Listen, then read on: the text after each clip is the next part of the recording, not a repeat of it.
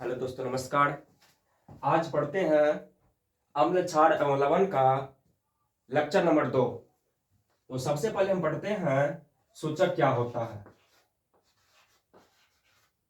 सूचक इसका इंग्लिश में होता है इंडिकेटर।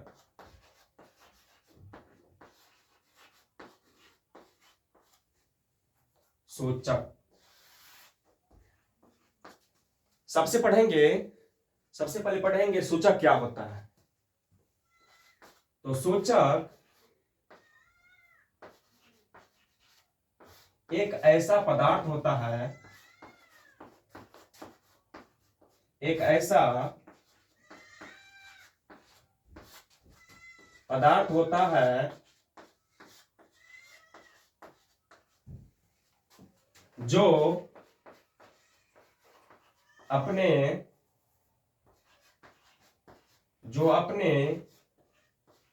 रंग अथवा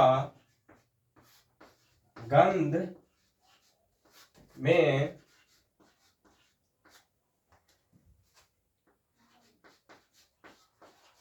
परिवर्तन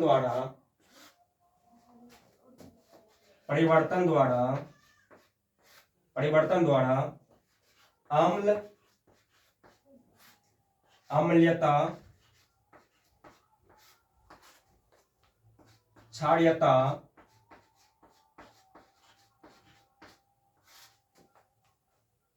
या उदासीन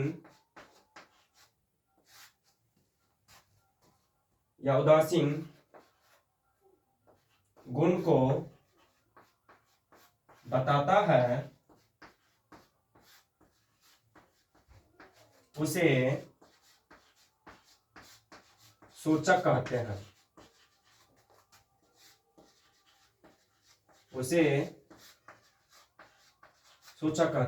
देखिए, सूचक इंडिकेटर क्या होता है। तो सूचक एक ऐसा पदार्थ होता है जो अपने रंग अथवा गंध में परिवर्तन के द्वारा अम्लीयता, क्षारीयता या उदासीन गुण को बताता है, उसी को हम सूचक कहते हैं।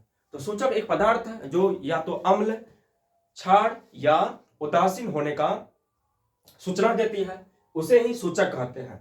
तो सूचक का भी प्रकार होता है। सूचक का भी दो तरह का होता है, एक रंग सूचक, एक गंध सूचक। तो इस तरह से पहले हम सूचक क्या होता है वो उसको लिखते हैं, उदाहरण समझते हैं। सूचक का उदाहरण समझते हैं सबसे पहले। तो एक होता है लिटमस पत्र। लिटमस भी एक सूचक है। उसके बाद मैथिल ऑरेंज भी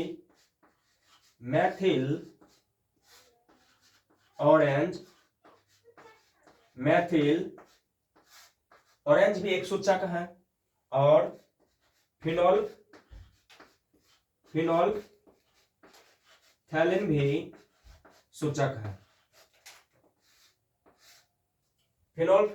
सूचक है। उस तरह से अब ये हल्दी भी हो गया सूचक। इस तरह से एग्जाम्पल सूचक का। तो सूचक ये लिटमस हो गया, ये मैथिल ऑरेंज हो गया, ये फिनोल्फ्थैलीन, ये सूचक होता है जो अपने रंग, गंध या उदासीन होने का गुण बताता है।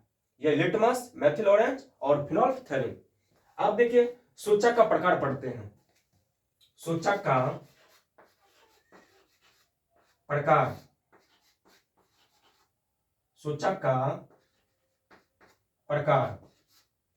तो सूचक जो है, सूचक दो तरह का होता है। सूचक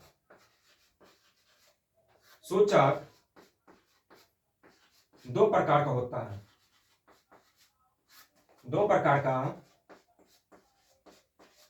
है। सूचक के प्रकार में पढ़ेंगे।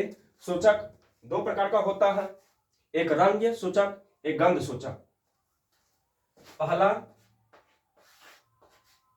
रंग सूचक,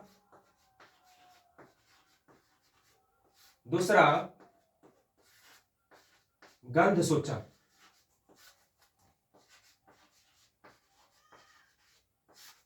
तो सूचक दो प्रकार के पढ़ते हैं, एक रंग सूचक, एक गंध सूचक। तो आप इनका स्क्रीनशॉट लीजिए पहले।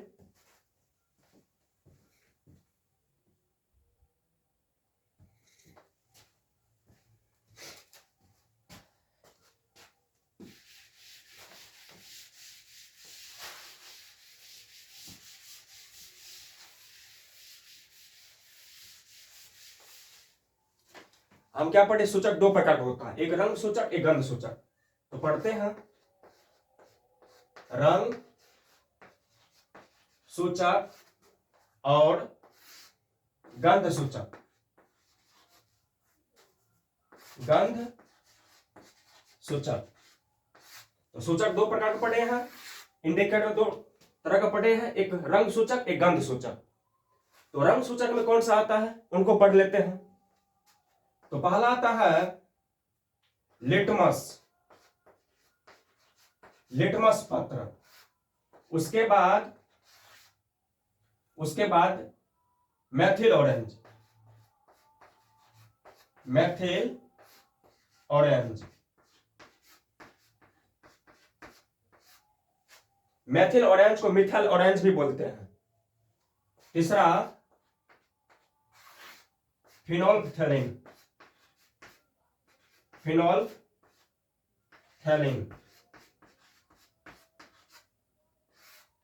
आपके सिलेबस में यही तीन चीज है रंग सूचक में।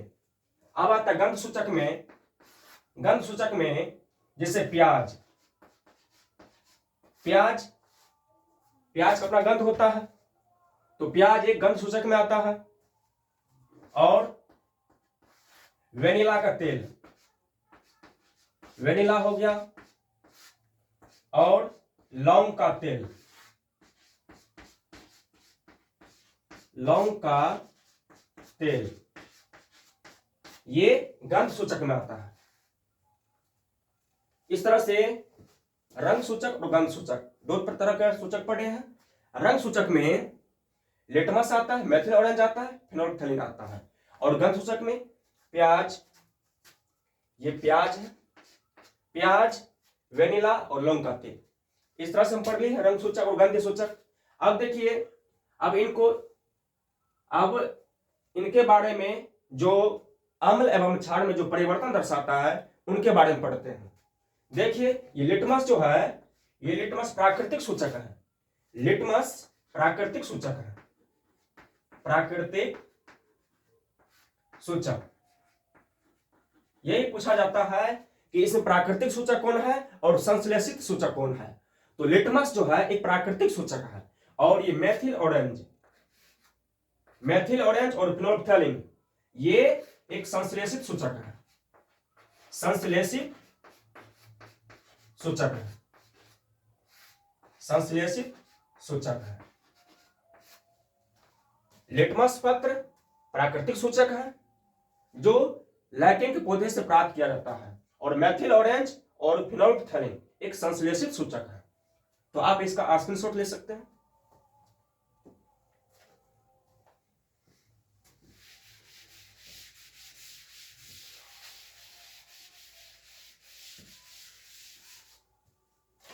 अब देखिए, अम्ल एवं क्षार में जो रंग दर्शाता है, गंध दर्शाता है, उनके बारे में पढ़ते हैं। तो देखिए, ये सूचक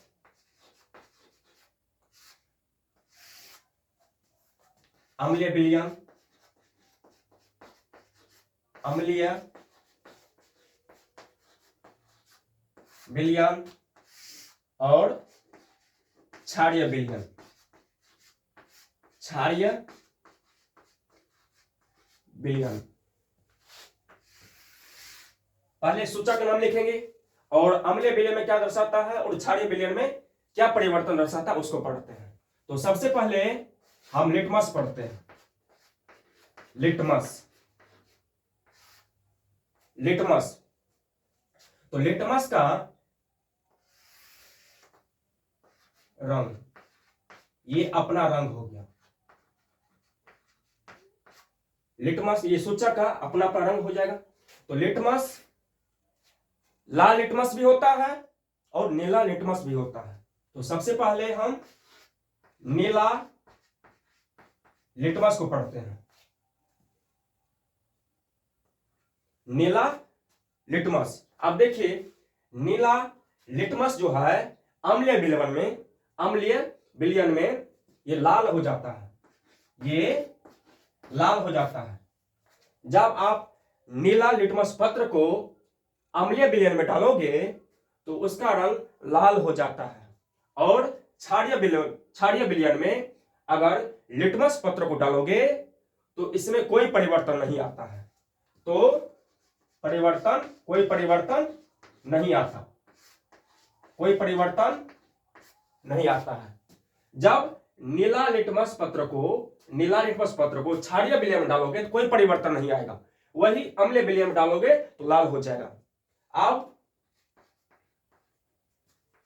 दूसरा पढ़ते हैं लाल लिटमस पत्र। क्योंकि लिटमस भी दो तरह का होता है, एक नीला लिटमस और दूसरा लाल लिटमस। अब देखिए लाल लिटमस पत्र को, तो लाल लिटमस पत्र अम्लीय विलयन में कोई परिवर्तन नहीं दर्शाता है। लाल लिटमस पत्र अम्लीय विलयन में कोई परिवर्तन नहीं दर्शाता है। तो कोई परिवर्तन नहीं। लेकिन लाल लिटमस पत्र क्षारीय विलयन में नीला हो जाता है। लाल लिटमस पत्र क्षारीय विलयन में नीला हो जाता है, नीला हो जाता है। इस तरह से लिटमस का अपना रंग नीला भी होता है, लाल भी होता है। इस तरह से अम्लीय विलयन में और क्षारीय विलयन में क्या परिवर्तन दर्शाएगा वो पढ़ लिए। आप दूसरा सूचक पढ़ेंगे Maithil orange. Maithil orange, Maithil orange. तो मैथिल ऑरेंज का अपना रंग क्या होता है? मैथिल ऑरेंज का अपना रंग नारंगी होता है। मैथिल ऑरेंज का अपना रंग नारंगी होता है। तो मैथिल ऑरेंज अम्लीय विलयन में क्या दर्शाएगा? कौन सी रंग दर्शाएगा? यह दर्शाएगा लाल रंग दर्शाएगा। मैथिल ऑरेंज अम्लीय विलयन में लाल रंग दर्शाता है, वही क्षारीय विलयन में क्या दर्शाता है? क्षारीय विलयन में पीला रंग दर्शाता है। क्षारीय विलयन में पीला रंग दर्शाता है। इस तरह से हमने मैथिल ऑरेंज को देख लिए। मैथिल ऑरेंज का अपना रंग नारंगी होता है और अम्लीय विलयन में लाल होता है और क्षारीय विलयन में पीला होता है। अब देखिए तीसरा पढ़ते हैं। तीसरा क्या आता है? फिनोल्फथलीन। तीसरा फिनोल्फथलीन। फिनोल्फथलीन।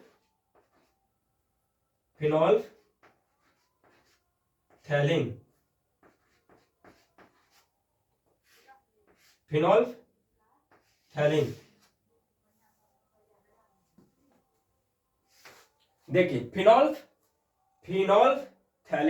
फिनोल्फथलीन ये भी एक सूचक होता है। तो फिनोल्फथलीन का अपना कोई रंग नहीं होता है। फिनोल्फथलीन का अपना रंग नहीं होता है, यानी कि रंगहीन होता है। यह रंगहीन होता है। रंगहीन का मतलब अपना कोई रंग नहीं होता है। कहेगा क्या? फिनोल्फथलीन का कोई अपना रंग होता है? नहीं होता है। लेकिन ये अम्लीय विलयन और क्षारीय विलयन में देखिए, तो फिनोल्फथलीन अम्लीय विलयन में कोई रंग नहीं दर्शाता है। फिनोल्फथलीन अम्लीय विलयन में कोई परिवर्तन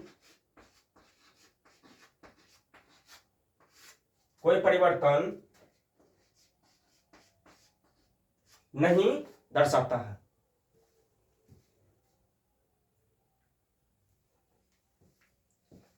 फिनोल्फथलीन कोई परिवर्तन नहीं दर्शाता है अम्लीय विलयन में, लेकिन क्षारीय विलयन में यह गुलाबी हो जाता है, गुलाबी रंग का हो जाता है। यानी कि फिनोल्फथलीन का अपना कोई रंग नहीं होता, यानी रंगहीन होता है, और अम्लीय विलयन में कोई परिवर्तन नहीं दर्शाता है, लेकिन क्षारीय विलयन में यह गुलाबी रंग का हो जाता है। इस तरह से सूचक अम्ल और क्षार में क्या परिवर्तन दर्शाता है वह पढ़ लिया है। तो आप इस तरह से आपको याद करना है कि ये ऑब्जेक्टिव में पूछा जाता है। तो इस तरह से आप इनको याद कीजिए, इसका स्क्रीनशॉट लीजिए।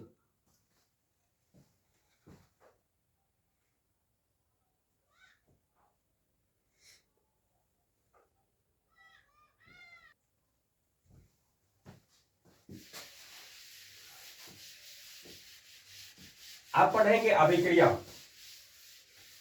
धातु का अम्ल एवं क्षार से अभिक्रिया, धातु का अम्ल एवं क्षार से अभिक्रिया। अब अभिक्रिया पढ़ेंगे धातु का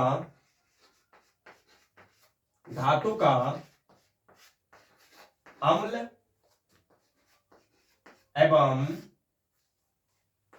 एवं क्षार से, धातु का अम्ल एवं क्षार से अभिक्रिया।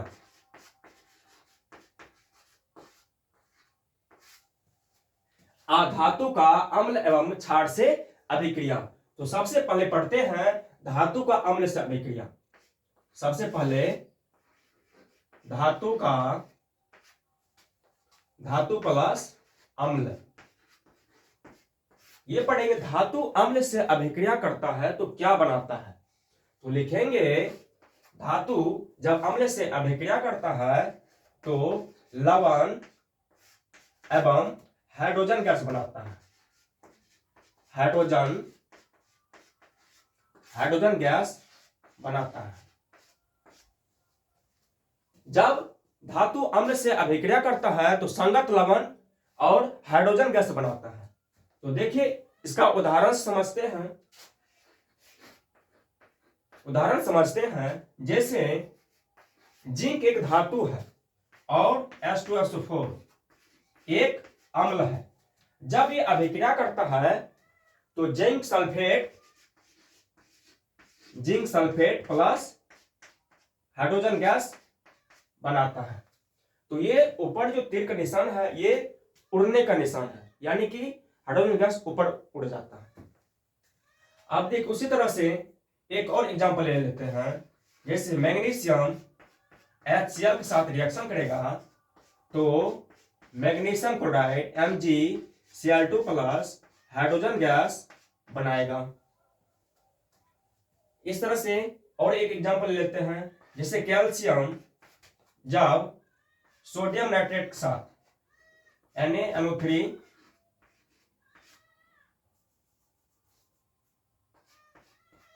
HNO3 के साथ अभिक्रिया करता है तो क्या बनाता है। नाइट्रिक एसिड का सूत्र क्या होता है HNO3, ये भी एसिड है।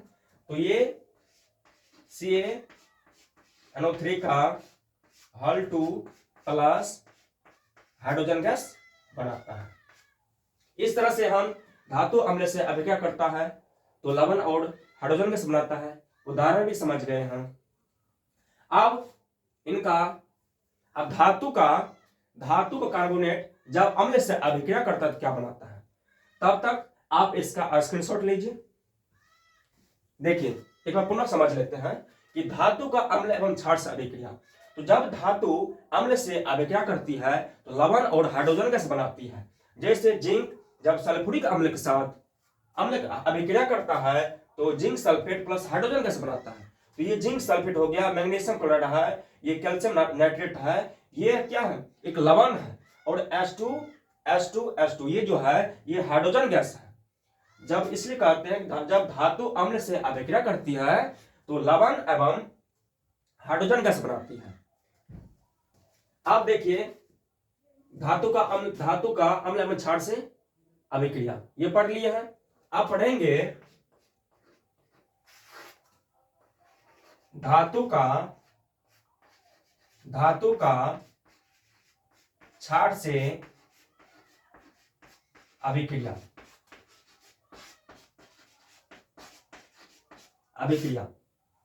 देखिए धातु भी क्षार से अभिक्रिया करके लवण एवं हाइड्रोजन गैस बनाता है, लेकिन सभी धातु क्षार से अभिक्रिया नहीं करता है।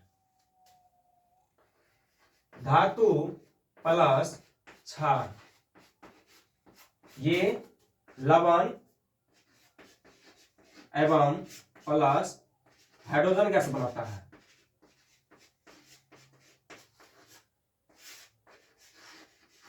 हाइड्रोजन गैस बनाता है। उदाहरण समझते हैं, जैसे जिंक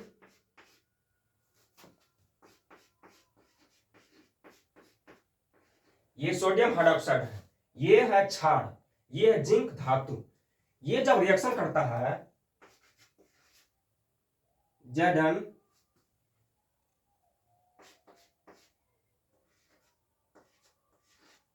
Na2 जिंक नाइट्रेट बनाता है, तो प्लस हाइड्रोजन गैस बनाता है। उसी तरह से एल्युमिनियम जब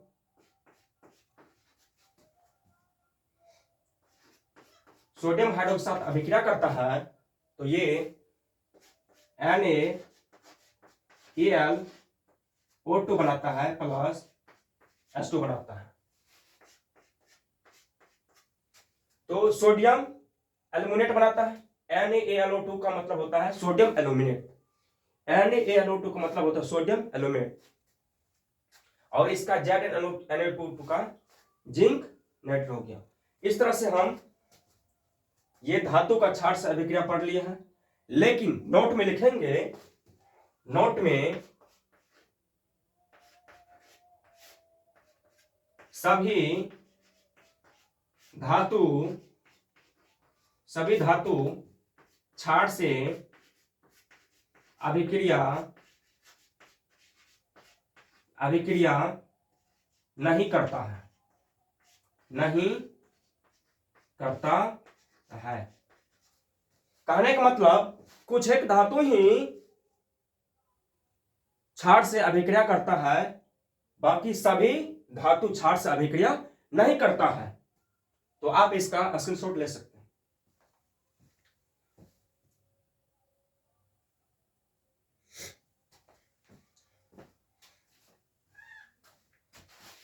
आप पढ़ेंगे धातु के कार्बोनेट जब अम्ल से अभिक्रिया करता है तो क्या बनाता है।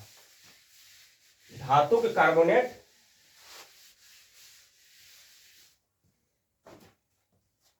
अब देखिए, पढ़ेंगे धातु के कार्बोनेट, धातु के कार्बोनेट या धातु हाइड्रोजन, धातु हाइड्रोजन कार्बोनेट,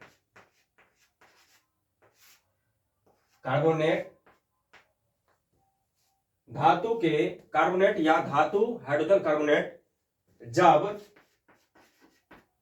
अम्ल से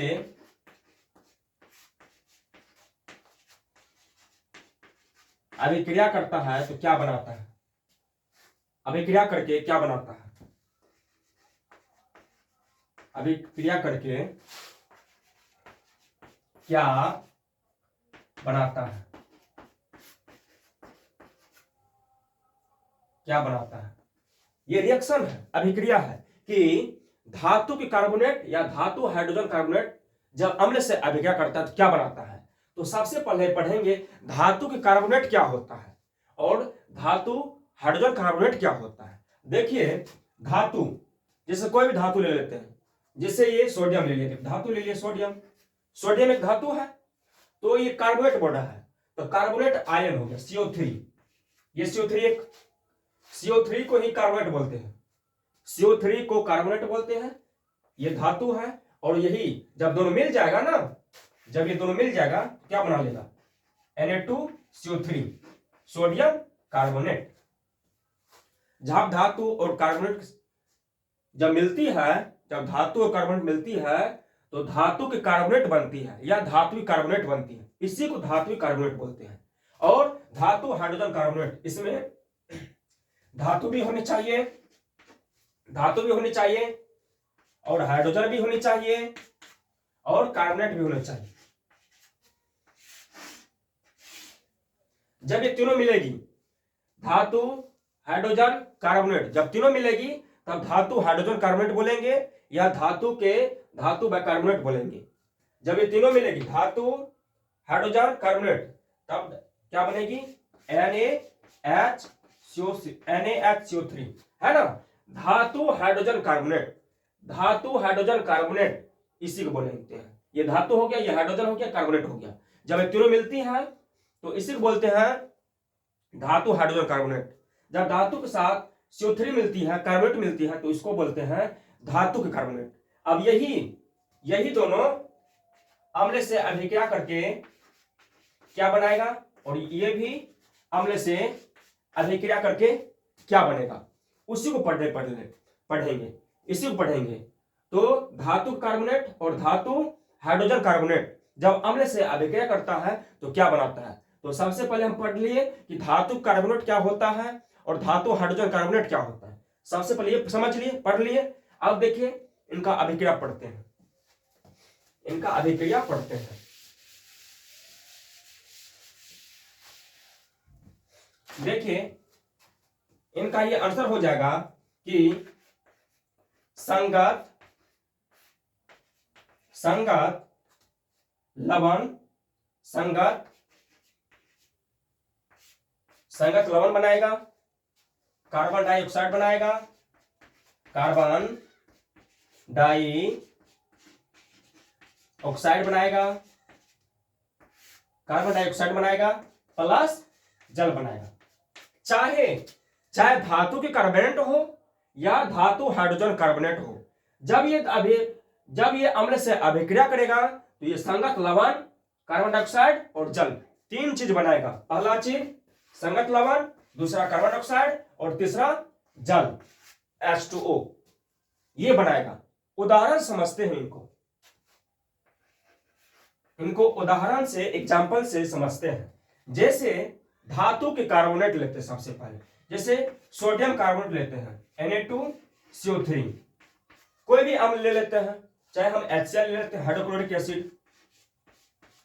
ये जो अभिक्रिया करता है तो क्या बनाएगा, संगत लवण Na और Cl है, यहाँ पर सोडियम या क्लोरीन है तो NaCl, ये संगत लवण बन गया और CO2 यहां से निकलेगा, CO2, ये CO2 बन गया और यहां पे H और यहां पे O, तो H2O जल निकालेगा, H2O।